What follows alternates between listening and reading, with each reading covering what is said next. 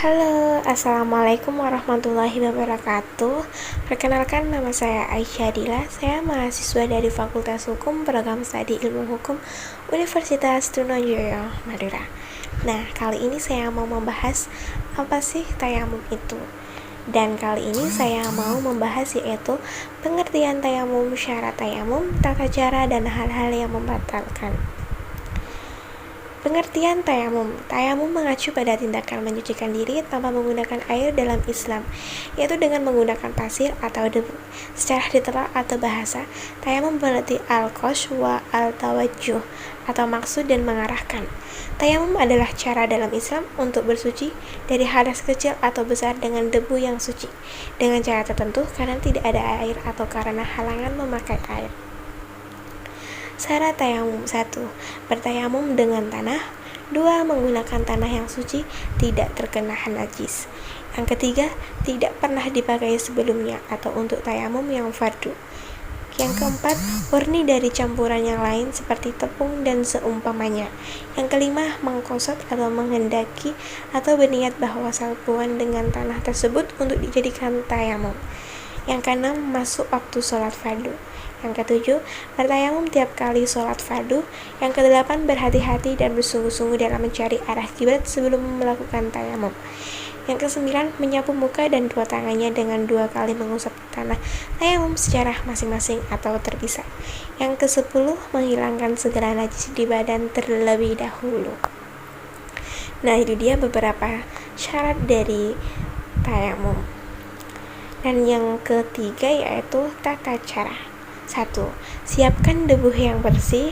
Gunakan debu yang berada di tembok, kaca, atau tempat lain yang dirasa bersih. Yang kedua, menghadap kiblat.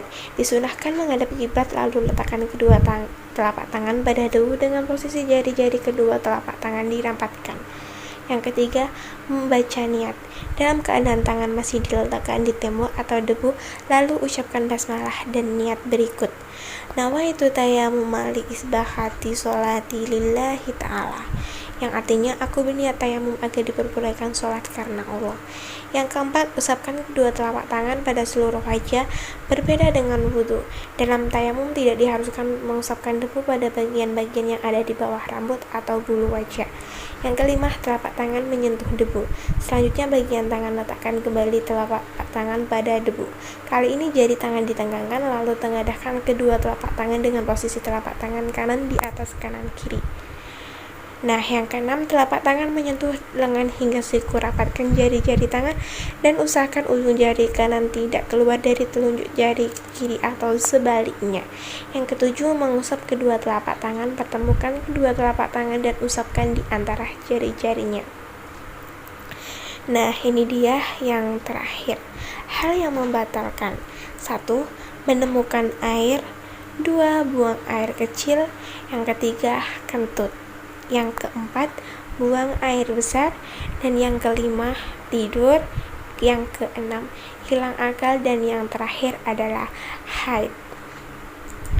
Nah, ini dia kesimpulan dari tayamum. Tayamum merupakan salah satu cara bersuci dalam Islam sebelum melakukan ibadah seperti ibadah sholat. Tayamum hanya dikerjakan pada beberapa waktu tertentu saja.